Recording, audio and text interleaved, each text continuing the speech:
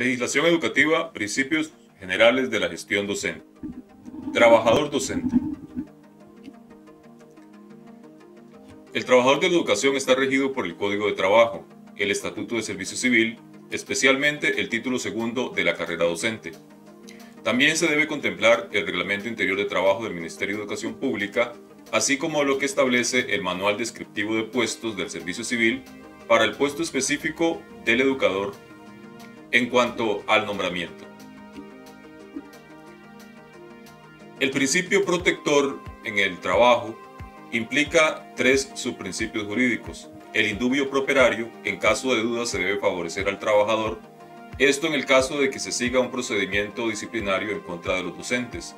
Si hay duda con respecto a las pruebas que imputan la supuesta falta cometida, se debe dar el beneficio de duda al trabajador y dejarlo como si fuese inocente.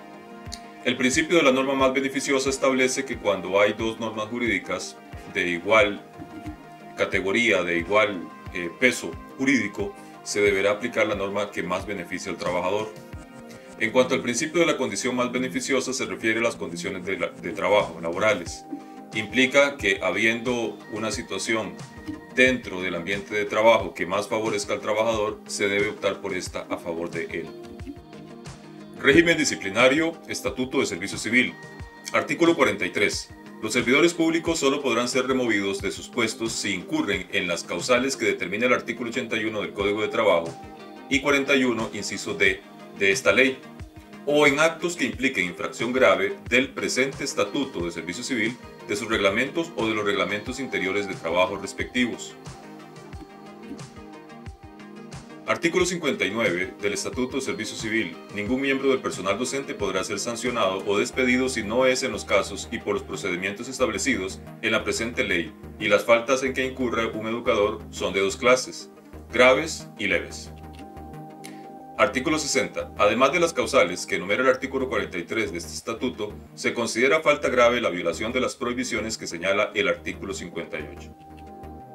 Artículos 61 y 62. Se considera falta leve cualquier violación de los deberes y obligaciones o prohibiciones que esta ley determina, salvo lo establecido en el artículo anterior. Y el 62. Toda falta grave podrá ser sancionada con el despido sin responsabilidad para el Estado. En el artículo 81 del Código de Trabajo se establecen las causas que facultan al patrono para dar por terminado el contrato de trabajo. Cuando el trabajador se conduzca durante sus labores en forma abiertamente inmoral o acuda a la injuria, a la calumnia o a las vías de hecho contra su patrono. Cuando el trabajador cometa alguno de los actos enumerados en el inciso anterior contra algún compañero durante el tiempo que se ejecutan los trabajos, siempre que, como consecuencia de ello, se altere gravemente la disciplina y se interrumpan las labores. Cuando el trabajador fuera del lugar donde se ejecutan las faenas y en horas que no sean de trabajo, acuda a la injuria, a la calumnia o a las vías de hecho contra su patrono o contra los representantes de éste en la dirección de las labores, siempre que dichos actos no hayan sido provocados y que como consecuencia de ello se haga imposible la convivencia y armonía para la realización del trabajo.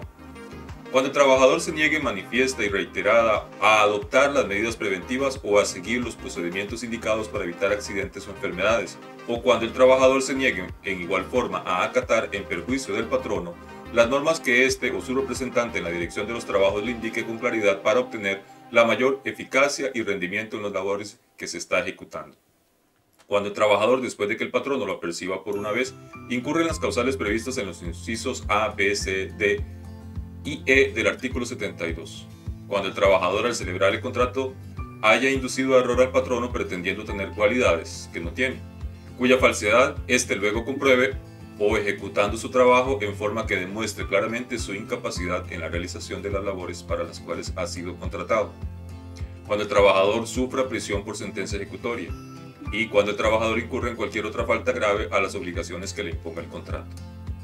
Cuando el trabajador cometa algún delito o falta contra la propiedad en perjuicio directo del patrono o cuando cause intencionalmente un daño material en las máquinas, herramientas, materias primas, productos y demás objetos relacionados en forma inmediata e indudable con el trabajo.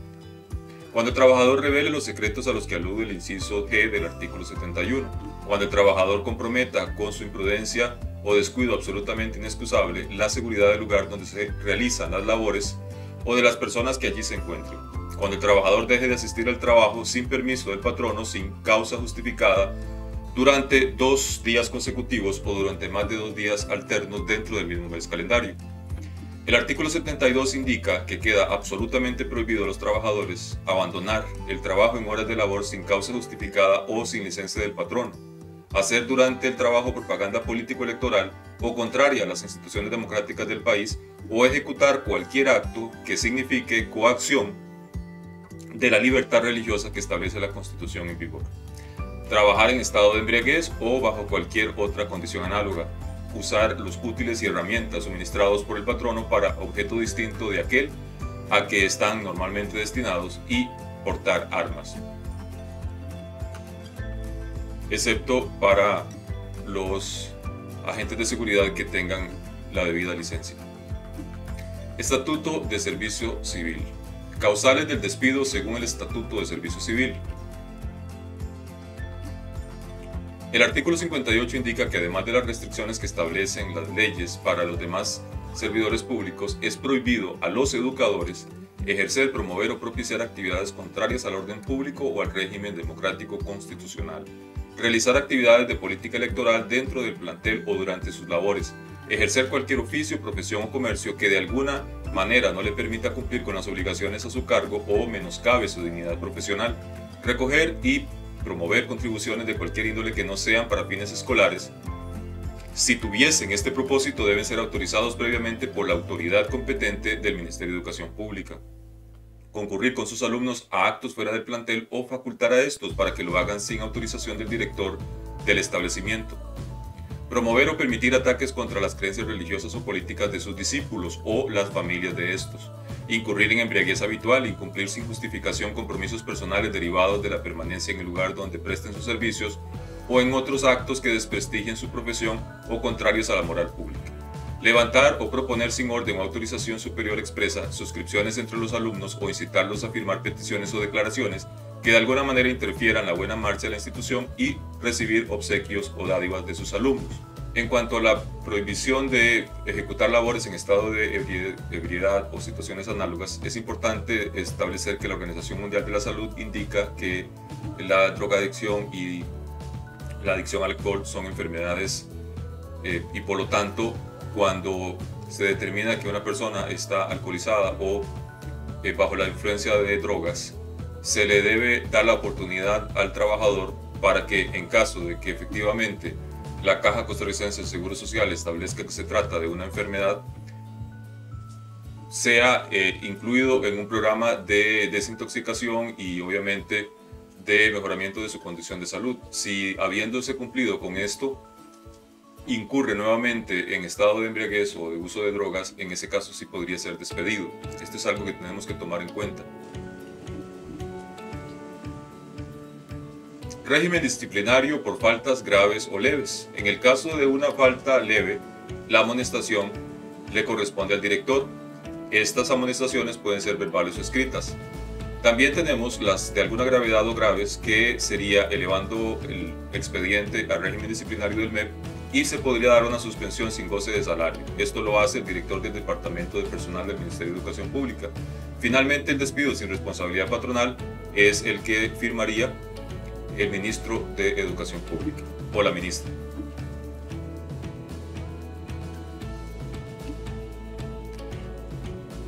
El artículo 65 del Estatuto de Servicio Civil establece lo que tiene que ver con la queja o denuncia, que deberá ser presentada ante el jefe inmediato del servidor denunciado, quien según la gravedad de la misma la reservará para su conocimiento o la elevará al director del Departamento de Personal, que ordenará la inmediata investigación de los cargos que se le imputan. Contra las resoluciones caben los recursos de revocatoria y apelación para ante el Tribunal de la Carrera Docente cuando sean interpuestos dentro de un plazo de 5 días hábiles. El artículo 67 del Estatuto de Servicio Civil indica que en casos muy calificados y cuando por la naturaleza de la presunta falta se considere perjudicial la permanencia del servidor en el puesto, el director de personal ordenará la suspensión en el cargo o su traslado temporal a otro puesto mediante acción de personal.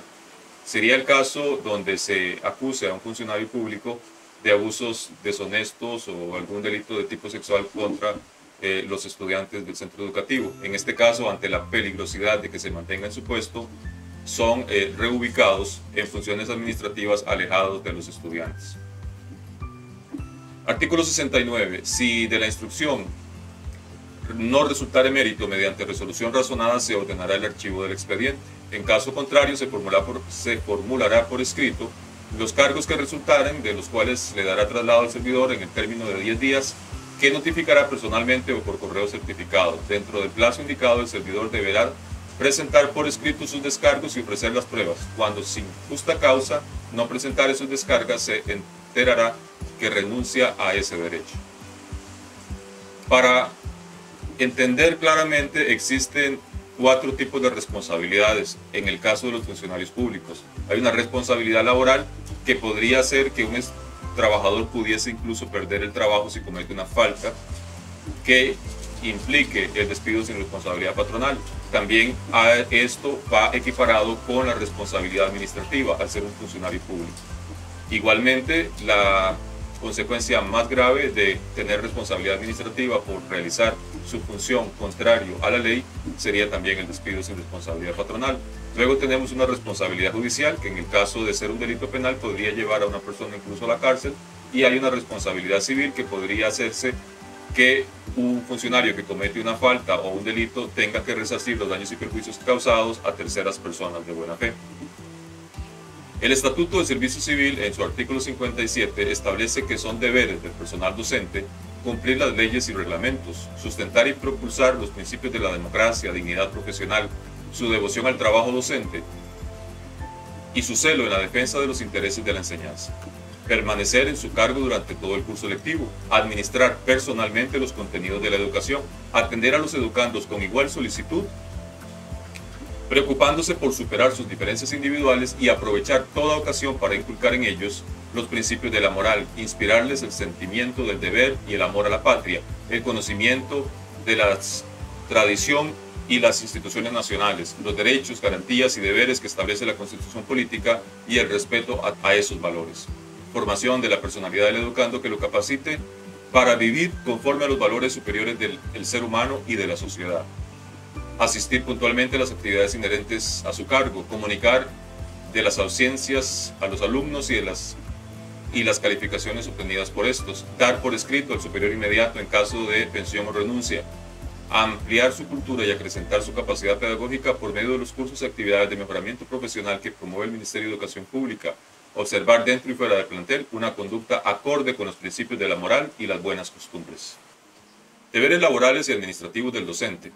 La Ley 7600 de Igualdad de Oportunidades para las Personas con Discapacidad establece el artículo 14 de acceso a la educación.